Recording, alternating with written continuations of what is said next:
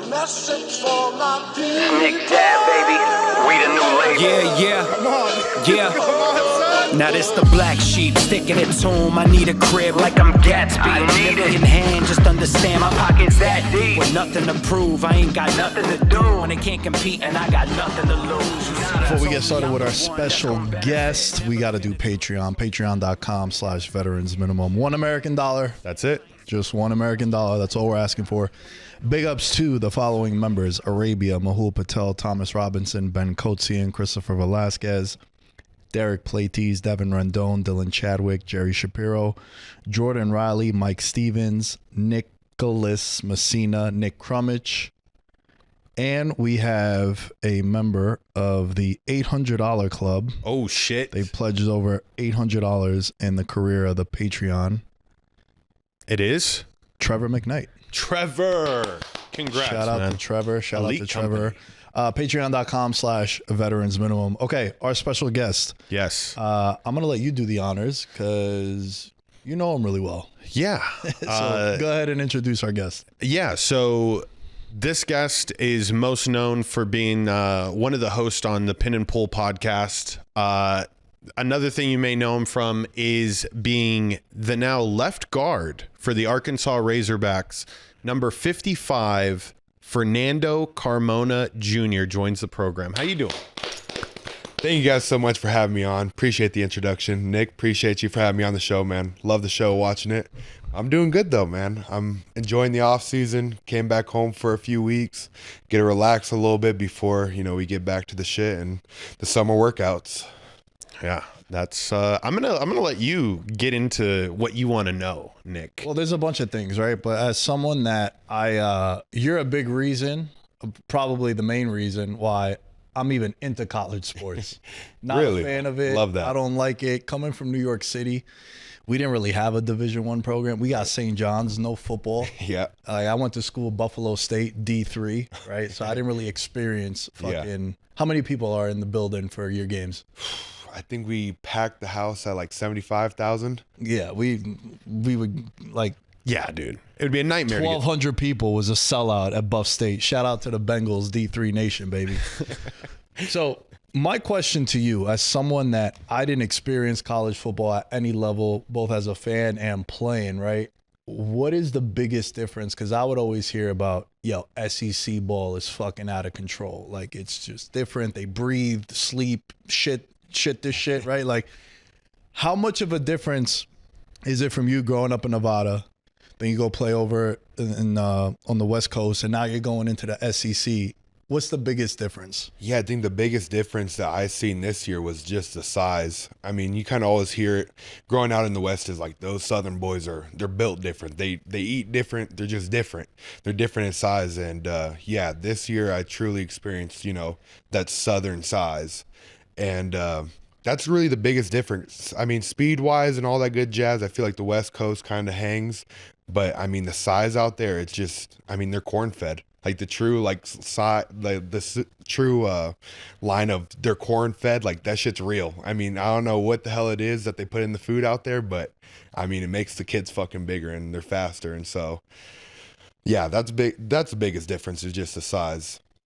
Nick, corn-fed, like legit, bro. The first time we went to Arkansas, the first meal we had when we landed to drop him off, we didn't get a menu. There was hush puppies on the table. I'm not even kidding you. There was no water on the table. There was no menus. There was a bowl of hush puppies, and they were so good. That's the South. Fire. Yes. Catfish House. And is it really religion football down there, like they say? Especially for like Arkansas, right? They don't got no professional teams. No. So the Razorbacks got to be everything for them. Is that true too? Yeah, it's the world to them. I mean, they treat the players like superstars. Like, I've never been treated the way I've been treated the past year there. Like, they just love the football team, and it's really just God and football. I mean, they grow up. You go to these high schools out there, and even the high schools are holding 10,000, 5,000. It's like, it's a whole different world out there, and football's their life, and they live, breathe, die it. And so it's really cool to be a part of it coming from the West Coast. Fuck yeah, bro. That's crazy, man. It's wild because, like, I would always hear the stories, and I'm friends with this podcast. It's called Pigskin and Pageantry. Shout out to them. Jess, Wes and fuck, I'm blanking on the third person. I apologize. It's a good show. But they cover the SEC, and Jess has been on the show a bunch. She went to Alabama, so she was a sideline reporter also. And I would always hear these things, so it's cool to actually know someone that plays down there, and they could actually like give the cosign to what football is like down there. Because I love football, right? Yeah. But having not experienced it, I would always hear these stories. So thank you for validating that. George, what do you got? Yeah, no, I think I just want to pick your brain on seeing James Pierce go off the board, the edge rusher from Tennessee. Yeah. Leading into that Tennessee game, they were number 4 in the nation. It was, primetime television on ESPN. This was back when Ben was alive, the dog, Yeah. I'm forget what the Kirk Herbstreit's dog. Kirk. Ben's on the fucking field, bro. Right. And the I don't know, the stadium's pumping. We had a podcast earlier in that week, and it was a Tennessee reporter kind of talking shit and bringing up this guy's name. And he ends up going 27th overall, I believe, to the Falcons. How did that feel, seeing a person that was or is going to be playing in the NFL next year at a high level, you shutting him down, Arkansas getting the upset? Just walk me through your emotions behind him and that game. I think kind of leading up into it, kind of like you said, it was just kind of storybook. It was a big game of the night, and it was the last game of the night. Kerp is on the call, and it's a big deal in that sense. And just being on that field, just like the vibe in the arena, it just kind of felt like everything was going to just line up perfectly. And obviously, I had the game I had. I was able to win the weekly award for best lineman in the SEC that week. And just kind of the game plan was set up for us to, kind of upset them. And I felt it. And when it happened, and just kind of seeing everything come to fruition, it was, just kind of what dreams are made of. Things that we kind of look back on as kids when we're playing on NCAA and we're fucking creating these players, and we're playing at shitty ass UNLV. And, I'm at Arkansas now, but, it kind of felt like that underdog, like they have no chance of winning, and, knocking off the number 4 team, like that shit. It's going to be one of those stories I tell my kids down the road, and they'll be like, yeah, our dad beat damn Tennessee back in 2024. I love that they your kids rushed are the Southern. field. That's good. Kids are Southern now? Oh yeah, he wants to. So now tell the people, like, you've lived in San Jose, which I've always considered San Jose is the money spot for any high school student looking to go to play sports, right? And top-notch weather year-round. You're 45 minutes outside of San Francisco, which is a dope hang. And it's NorCal, right? So like, I always looked at that as a fun place to live. Now you've lived in the Midwest. Where would you want to live? I think the South. I mean, I've grown this love for football, and, I want to be around people that care about it just as much as me. Like being in the West Coast, being, in the Bay Area, people could give less of a shit. Unless it's the 49ers, they don't even think about it. Stanford, screw off. San Jose, we don't even want to think about you. But being in the South, man, just being a part of that college pageantry, and just kind of just the love for the teams that are around them. I mean, they love Kansas City and Arkansas, and it's just like, I want to be a part of that for the rest of my life. So do you think it's more Kansas City than it is Dallas? Because it's perfectly split. I mean, Yeah. this is Jerry Jones owns a lot of facilities in Arkansas, but there's this division, Nick, because they're right there split between. Who the fuck do they choose? They've been choosing, I think, as of recent. Right. The bandwagoners are out. Yeah. Which is fair. For sure. There's not much to cheer about what's going on in Dallas right now, but I mean, Kansas City, I mean, they keep winning somehow, some way. Facts. Yeah, let me ask you, do you see old alumni from Arkansas come back, and how do they still get treated by the town and the people long after they finish playing? Do they still get that same love as when they did play? Oh yeah. I mean, when Jerry comes into town, it's a whole big ordeal. And I mean, he was part of the team back in 1964 when they won it all. So like, he's viewed as king of Arkansas whenever he steps foot. And like George kind of alluded to earlier in the pod, was he has bought, I mean, a crap ton of our facilities, and even our game day locker room, which is kind of the thing that kind of sold me a little bit, is built off of the Cowboys game day locker room. So, there's a lot of touches of Jerry in there, and, he's just kind of treated as that king. And even past players that come back, if you've won a championship there, you're the king for the rest of your life there, which is, that's the dream. For sure. But what about the guys that just were 4-year starters? They didn't go to the league. What's the reaction to those guys around town? Yeah, they should. I haven't obviously experienced it, but I know that there's players that come back and they still get recognized till this day when they're walking around Walmart or wherever it may be. And so these fans care, and they know their ball. They will recognize you, and like you kind of said earlier, it's the only team in town. So they live, breathe, and die the Hogs, and they know who you are, and they will know who you are for years to come.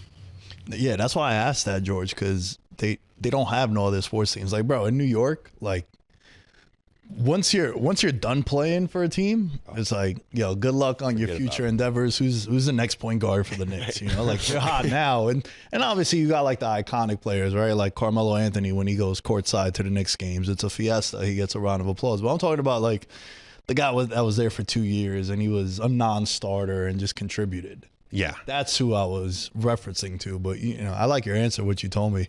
What else you got? Yeah, Jay, what would you say you're looking forward to the most in this upcoming year? You had a chance to host a lot of big games, but it's murderer's row anytime you're looking at an SEC schedule. There's a couple of games that are bookmarked, in my opinion. The Notre Dame game, Ole Miss, and then at LSU is going to be crazy. It'll probably be a night game. Like, what are you looking forward to the most? Yeah, I think just kind of those big away games, like you just said. We play at LSU, at Tennessee, at Texas. I think that might be the most brutal away schedule in all of college football next year. But, that's what you live for. You live for, playing on the road in front of 100,000, not being able to hear the cadence and just kind of hoping that your brother has your back in that moment. So I'm really looking forward to that. Really looking forward to Tennessee. I think, they're going to obviously want their revenge, and it's probably going to be a night game. And at Rocky Top, you know how that shit gets there. It's going to be rocking. So, hopefully. I don't know because I've never been, but it looks rocking. You've seen the videos. Yeah, you've seen the videos of them when they open up the tee and they come running out. It's crazy. It's crazy. Is that the main rival for Arkansas, Tennessee? No, So I think it's just a rival because of last year. But the main rival is Texas A&M, LSU. We have a shit ton. Missouri, we have a shit ton of trophy games. I don't know who designed it, but we have like 3 trophy games. But those are the 3 main rivals. But LSU will probably be the most. That's the most hate between both teams. And Texas. We do not fuck with Texas at all. Explain to me what it looks like in the locker room. Like, does coach do any motivational things like on those rivalry weeks? Like, what did you see this past year that you're like, oh, this is interesting? Yeah, I think when we were getting ready for Texas, our coaches were putting up clips back in like 1960s of them playing Texas, Arkansas versus Texas, and you couldn't tell who was who. Both teams, it was black and white. Both teams were wearing a white jersey and a black jersey, and they're just going after it. But like, it just showed us like how long this rivalry dates back till, and because they were in the same conference, and for most of the years they were facing each other in the conference championship. And so there's a lot of hate between it, and we're just so close. Like, we just kind of got the behind the scenes of, what this means to the past players and kind of what it means right now to the state of Arkansas. It's good, dude. I can't wait for you to go out to a game. Oh, no, I'm coming this year. We said Notre Dame, right? Notre Dame. To Notre Dame? Yeah. That Notre shit's Dame. about to be crazy. Yeah, and I need a jersey signed. Oh, I got you. I got you on that. What are we doing? Don't need to worry about What are we that. doing? Come on, we got you. How do you navigate through social media in between games? Win, lose, or draw.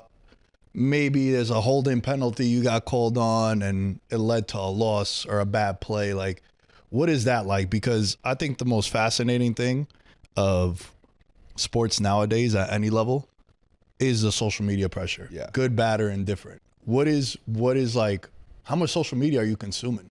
I would probably say I consume a very unhealthy amount. I love kind of just seeing the hate comments or, you know, people just talking about, like, obviously I don't want to perform shitty, but like after Texas A&M, I gave up a strip sack that ended the game. And, you know, that's something that I kind of open up Monday right before practice, and I just kind of scroll a little bit. I see what the hell they say, and I'm like, all right, this is my motivation for like the week. I want to prove all these motherfuckers wrong. And so, you know, it's probably not the right way of doing it, but I mean, it just kind of what fuels me and gets me going. But I mean, it works. I feel like it works. Oh, it's definitely for me. It's the right way to navigate. You gotta through it. attack Like 'em. I like that. Me personally, I feel like people get put in one or two categories, right? Like they see the comments like that and it just destroys them. Right. And then there's other people that's like, all right, bet, watch. Right. And all right, bet, watch. Yeah. Like, watch what I'm going to do. Whether it's through my craft, through like, you know, if I put on 10 pounds and now people are calling me fat on social media or like whatever it might be. Right. So I'm always fascinated by that because we didn't have this. Like, this is still relatively new.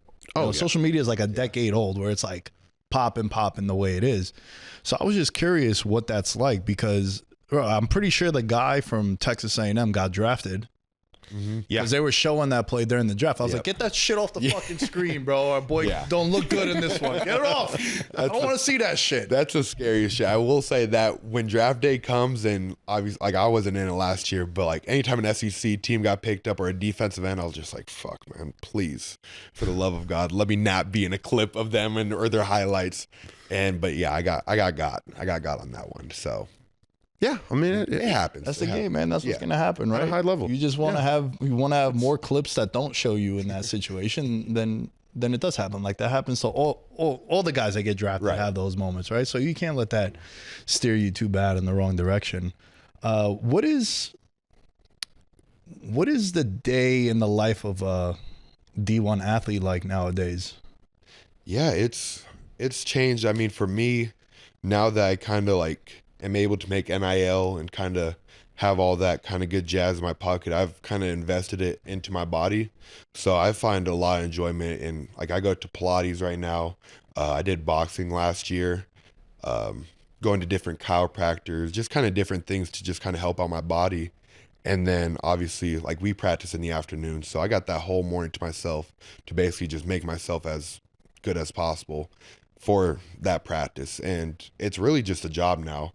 This is kind of how it's kind of turned is we don't really go to school. We kind of are all online, and it's football or nothing.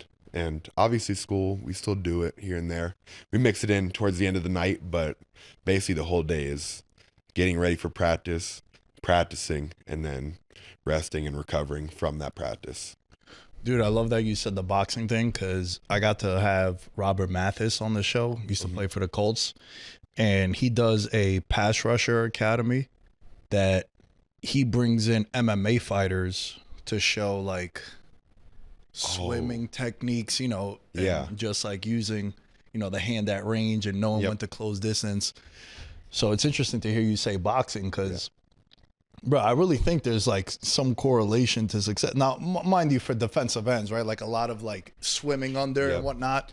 But I think that could help you too to understand distance. Do you feel like that helps you at all, like on the field? Yeah, no, definitely. I felt like last year, the main reason why I did it because I wanted to kind of get my punch a little bit stronger when I kind of jab at people. And I found, like, there's different techniques on when you're punching in boxing, and I never knew that. I mean, I was just kind of, you know, how it goes. But rock 'em, sock 'em, rock 'em, sock 'em, yeah. Bro, dude, I love that you bring that up on a serious note because I tell that to everyone. Like, you know, I'm not striking every day, but I've done striking in the past, and then you realize like you don't really know how to throw a punch. No, right? Everyone just assumes they know how to. So like understanding the fundamentals and like the snap and rotating your shoulder and the knuckles. Right. It's eye opening. It is. And there's like it's like those fine details that I obviously found from boxing that I kind of went there to get a stronger punch, but then you find those fine details and it correlates in the game and how the way I'm able to punch in game.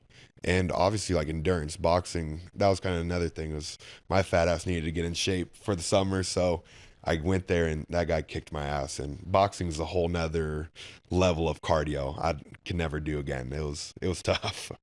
There's some great videos that we'll be putting in the clip to make of this right now of him boxing. Oh, it was great. It was probably like round 10 that they're filming you. Like it was not early on. You Just looked throwing haymakers. It was trying unique. to.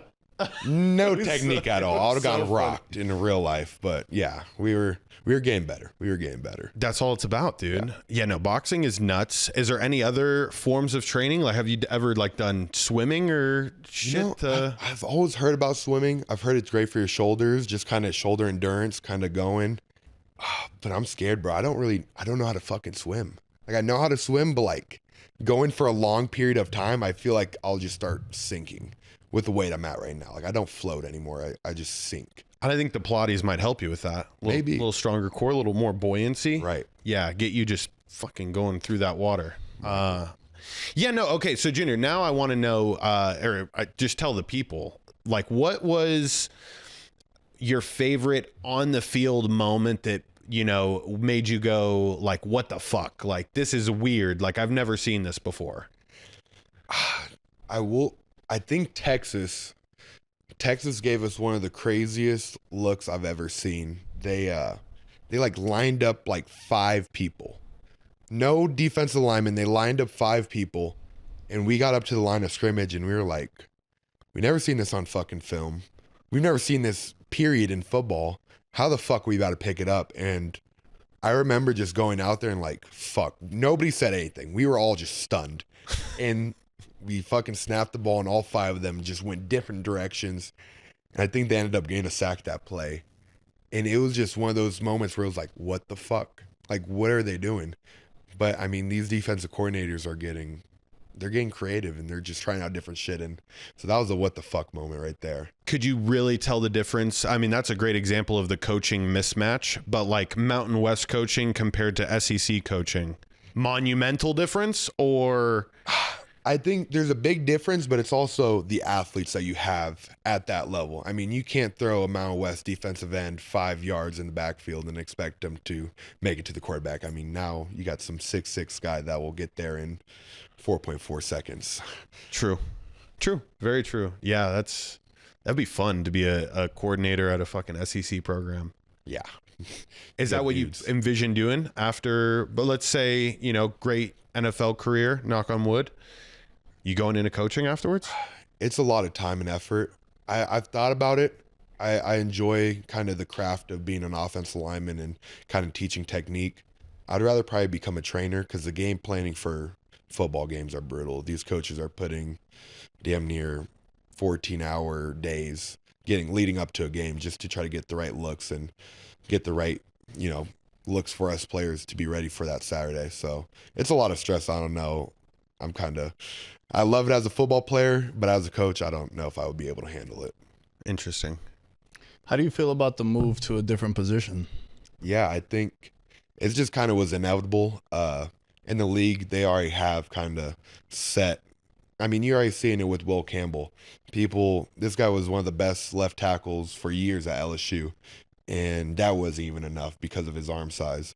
I mean, he still got picked up really good, and he's going to be a left tackle for the Patriots and really good for many years. But I think it was just kind of time for me to kind of move inside. My arm size was not ideal for the SEC. Let's just say that. There was many times this year where I was blocking, and I wasn't even touching the guy. This guy had full control over me, but I just kind of kept my body in place for him not getting to the quarterback. So moving inside is going to be a lot easier, and just I'm more of I want to hit you in the mouth, and so this kind of allows me to kind of fire off the ball and just go smack people in the run game. So I'm excited.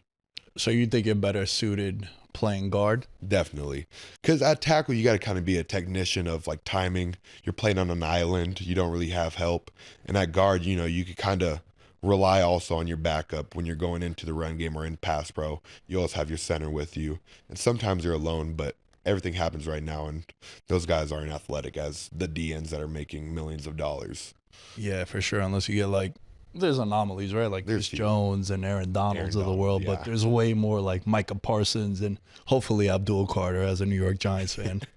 I'm reading a couple scouting reports on you.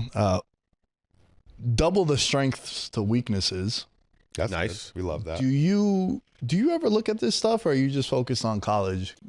So I've had a few agents, and this is like funny. Like I don't even reach out to some of these agents, but they'll like reach out to me and they'll be like, "Hey, this is our agency. These are some of your strengths and weaknesses." And it's like, I mean, it's kind of just thrown into your face sometimes. So I don't really look at them as much because, I mean, I kind of know what I have to do. My coaches tell me what I kind of got to work on. But yeah, no, sometimes I get kind of exposed to those comments. What are they saying? Yeah, I was about to say, hold on. This is like a perfect setup here. Can you guess? I feel like it should almost be like you guess what your strengths and weaknesses are. We'll see how accurate they are. Okay. So I'm sure they're going to probably say size. Size is going to be probably an issue. Lax bend. I've seen that. Lax bending in the knees and stuff. And then maybe fatigue. That's what I see in myself. I don't know but late game fatigue would probably be on there if I were writing up the scouting report. Let's see. Yeah, it can be overly aggressive, lunging at defenders, flexibility at his lower half, while athletic and one of the more athletic offensive now this is an offensive tackle breakdown that they have for you in the country. Possesses outstanding power at the point of attack, shows good hand placement and punch timing. So maybe that boxing Worked. is helping out, and it's helping out. You know, it's crazy because like I've never been close enough to someone that has a chance to go pro. Like that's really cool, man. Even to be in that discussion, I think it's fucking awesome. What is it you think you need to do this year in order to make that happen? I think the biggest thing is just trusting on my training. I feel like last year there's too many times where I went into games and I was just unsure. Just kind of having confidence in myself. I mean, I showed that I could do it last year in games. Some games I didn't show it. And I feel like the games I didn't show was lack of confidence and lack of trusting in the training. And I know the work that I put into this. And I think if I just trust the training that I've put in, I mean, I could be the best guard and I could be the first guard taken off the board. And so the biggest thing is just believing in myself and knowing that I'm the best player on the field every single time I go out there. And do you think a lot of that has to do with now, you have another year in the SEC where like last year was your first year? Definitely. Last year I was still, learning the playbook halfway through the year just because of how thick it was and just kind of the load that was given on me. I was never really put in that position at San Jose. And then, like you said, it's just being that first year, I was just kind of starstruck. You know, you're going up week 6 against James Pierce, who was going to be a first rounder all year, and that's all everybody talked about. And so I think I finally feel like I belong. I feel like last year I didn't belong, and I just had that narrative in my head. But that's just kind of how I am, is I struggled to kind of, believe that I'm doing the right things and I'm playing good, because I'm my hardest critic. Yeah, that's a great answer. That's a astute observation for kind of just like the path that I feel most seniors and people that have been in the game long enough. It's tough, man, to develop confidence and know that that's what you want to do at a high level and that you're capable of doing that. Let me ask you this. What game last year do you think there was the welcome to the SEC moment for you? It was definitely Texas A&M. I mean, I got cooked. Like the first drive, it was like 3rd down. They brought in this new fresh guy, and I was like, all right, he's a 2 deep. He's not anything crazy. He comes in and hits me with the meanest spin move. We ended up scoring a touchdown, but right then and there, like my confidence was shocked, and I was like, shit. And then I go back out there, and he hits me with the same spin move again, and that was like the moment was like, holy shit. And then that was only the 2 deep. I mean, the 1 deep, you got Nick scoring, and then there was another guy that was insanely good. There was 2 of them, and then their 2 deep was even good. And so that was like my welcome to like the SEC of like, this shit's different here. There's no plays off. You got to be ready. But has there been a situation on the opposite end of the spectrum where like maybe y'all go into a game and everyone's like, yo, watch out for number 7, and then number 7 comes, you're like, him? Yeah. Has that happened that also? was kind of like the Tennessee game. I feel like I got out there, and after like the first 2 drives of going up against James Pierce, I was like, I could do this shit. Like, I know, like, this is what I thought I was. And that kind of confidence just built off that game and that quarter and that half. And at the end of the game, I had fucking clamped him up, and that's when I kind of gained back my confidence. So I've learned in the SEC, it's a roller coaster. You have good weeks, you have bad weeks. And so the biggest thing is just kind of staying consistent this year and having more good weeks than bad weeks. Do you feel like you've ever given somebody their welcome to the SEC moment? No, not yet. Not yet. This upcoming year? That's the plan. That's the plan, to have just pure domination. And is there if there's ever a freshman on the scouting report, are you like, oh, yeah, I'm going to find you? Yeah. No, and there was one from Texas, and the kid was really good. But, you look at the scouting report, and I seen that he was a freshman, and everybody was hyping this kid up. And I was like, he was all right. And then I went out there, and I was like, I'm going to show this motherfucker. And he was pretty stout. I didn't get to show him that day, but he was pretty damn good. And, but yeah, that was kind of one of those moments. You definitely look at the scouting report and you see freshmen and you're like, all right, let me tee off on this kid. You're going to get the chance to this year, bro. Yeah. You're going to get to pull so much. That's what I'm looking forward to. That's kind of the reason for the move, and being able to kind of kick out those ends. It's fucking, I don't know if I'm allowed to cuss, but you are. That's kind of my game, and I love to just hit shit. That's why I'm moving inside. Last question for me. Is there a bit of you that is sad that now that you've moved positions, there's really no chance of you having a left tackle eligible play where you could score a touchdown? This is something we've talked about your entire college career. I know. And every year in my college career, I've had to play in the playbook, and it's never been called. So, yeah, no, it's definitely hit me. But back in, I want to say 2010, they had Sebastian Chitola, who was a left guard, and he won SEC Offensive Lineman of the Year that year. And he played quarterback one play, and he threw a touchdown pass under Bobby Petrino, who's our OC. So we might bring that play back, hopefully. I'll put it in his ear. I'll run a few clips by him, see what he thinks. But throwing a touchdown pass would be pretty sick. That just got me so exciting, dude. Because we've lost it. I was like, bro's going to score a touchdown. He's going to have a fucking, somehow I'm going to be in the end zone. He's going to hand the ball to mom or whatever. But no, but now this is giving me life. I mean, there's a possibility, and I could still kind of go into the end zone, kind of hit my Heisman celebration. Oh. And I mean, that's Sports Center top 10, hopefully. I mean, it has to be. It has to be. Yeah. Offensive lineman touchdown. Come on. Number one? I think. You better hope there's nothing else cool that night. Yeah. I got to hope there's not like a game winner or some shit. Or you got to just go up and catch it one hand on. Oh, that would be sick. Stiff arm too. Go crazy. I mean, I've played many scenarios through my head of me catching the ball. So I'm ready. I'm ready for the moment. It's just, they got to give me the damn ball. Well, dude, listen, man, I appreciate your time coming on the show. I hope you enjoy the rest of your off season, because I understand how busy y'all get down there. We wish you nothing but the best, health and wealth moving forward. Put some good shit on tape. When you hit someone on that first drive, be like, all day, fuck boy. Like, break people mentally, right, bro. Like, that's how I always played sports. Yeah. I was like, yo, you could be getting this work all fucking game, right? And especially as like a 5'10" white guy, they used to be like, what the fuck's wrong with this kid? Just be out of control. Like, sometimes, like, some people, they mentally, they just can't handle it. So, like, you come around, pull in that one play and fucking pancake someone, be like, all train day, noises, bro. Train noises. Yeah. Good luck this year, man. I'm expecting a jersey. Oh, yeah. I got you. Notre Dame game. I got you. And I'm pulling up. Let's do this. Right? September 27th. Correct. I remember. September 27th, Notre Dame for sure is going to be a night game. Get ready to storm the field. Just yeah. Get ready. Get ready. Even if Notre Dame drops a couple at the beginning? They got a tough schedule. I think if they drop one, I think we still storm. Correct. If they drop two, this is fucking standard operating procedure. Get off our field. We do that. Yeah. We storm the field for bigger wins. Right. Dude, storming the field is so fire. It was insane. It is. It is. Man. Can you imagine if my dad found James Pierce and started waving a Fernando Carmona Jr. flag in front of him? A little Giannis and Tyrese Halliburton's dad all over again? I'll be over there with the muscle too, just in case. You better put watch someone out. in a rear naked choke if they mess with Pops. You know what I'm saying? Yo, 5'5", thanks again, man. Let the people know where they can find you on social media. Thank you so much for having me on. You guys can find me at Carmona JR on Instagram and Twitter.